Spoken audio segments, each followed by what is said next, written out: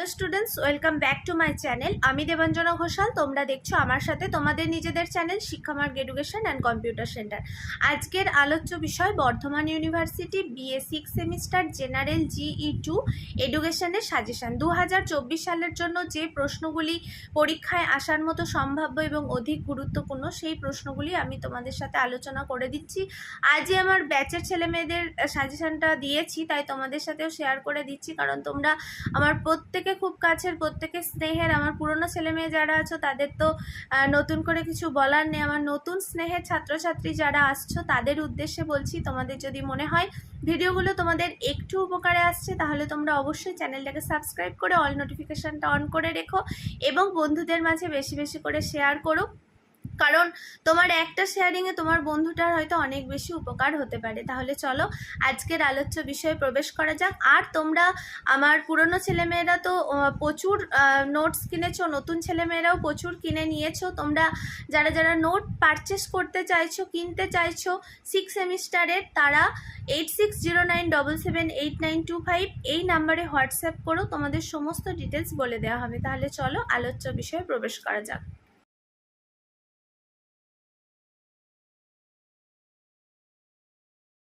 আচ্ছা দেখো, তো BA 6 সেমিস্টার এডুকেশন GE, তোমরা যারা যারা মেন্টাল হেলথ এইটা মানে এই অপশানটা চুজ করেছো, সাজেশান 2024 বর্ধমান ইউনিভার্সিটি। দেখো প্রথম প্রশ্ন যেটা, মানসিক স্বাস্থ্য কি? ভালো মানসিক স্বাস্থ্যের লক্ষণগুলি লেখো। মানসিক স্বাস্থ্যের গুরুত্ব লেখো। 5 এবং 10 নম্বর উভয়বিধ প্রশ্নের জন্যই কিন্তু এই সাজেশান প্রস্তুত করা হয়। আমার প্রত্যেকটি পুরনো স্নেহের ছাত্রছাত্রী জানো, আমার নতুন যারা স্নেহের ছাত্রছাত্রী আসছো তাদের উদ্দেশ্যেই বলা।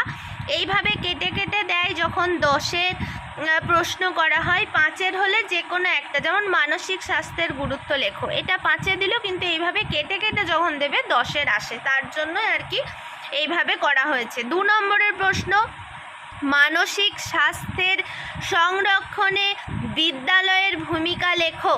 3 নম্বরের প্রশ্ন, মানসিক স্বাস্থ্যবিজ্ঞানের উদ্দেশ্যগুলি লেখো। 4 নম্বরের প্রশ্ন, সংগতি বিধানের সংজ্ঞা দাও, বৈশিষ্ট্য লেখো, মানে সংগতি বিধানের বৈশিষ্ট্য লেখো। 5 নম্বরের প্রশ্ন, সংগতি বিধানের সাথে মানসিক স্বাস্থ্যের সম্পর্ক কি তা আলোচনা করো। 6 নম্বরের প্রশ্ন, প্রত্যক্ষ কৌশল ও পরোক্ষ কৌশলের সংজ্ঞা দাও। 7 নম্বরের প্রশ্ন, সংগতি বিধানের শর্তাবলীগুলি আলোচনা করো। এখানে শর্তাবলীগুলি আলোচনা করো হবে। 8 নম্বরের প্রশ্ন, অপসঙ্গতির সংজ্ঞা ও উৎস হিসাবে বিদ্যালয়ের ভূমিকা আলোচনা করো। অপসঙ্গতির কারণ লেখো। আচ্ছা 9 নম্বরের প্রশ্ন, অপসঙ্গতিমূলক আচরণের প্রতিকারের বিদ্যালয়ের অথবা গৃহের ভূমিকা আলোচনা করো। খুব গুরুত্বপূর্ণ প্রশ্ন। 10 নম্বরের প্রশ্ন, মানসিক স্বাস্থ্যের স্বরূপ আলোচনা করো। অর্থাৎ তোমরা যারা যারা GE2 হিসাবে এডুকেশনকে নিয়েছো এবং মেন্টাল হেলথটা নিয়েছো, মানসিক স্বাস্থ্যটা, তোমরা এই 10টা প্রশ্ন 5 নম্বর ও 10 নম্বরের জন্য ভালো করে যেও।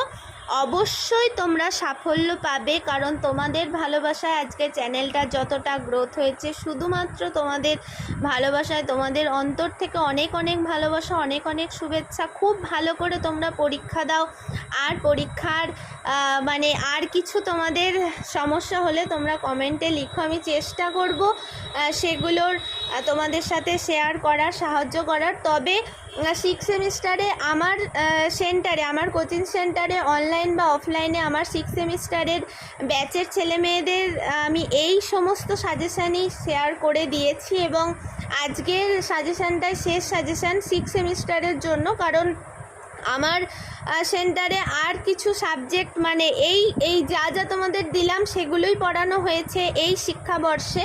তো তাও যদি তোমাদের কারোর কিছু প্রয়োজন হয় বলো, আমি চেষ্টা করব। আর সংস্কৃত হিতোপদেশটা আমি দেবো বলেছিলাম, ওটা আমি চেষ্টা করছি যদি আমি দিতে পারি। প্রত্যেকে ভালো থেকো এবং সুস্থ থেকো।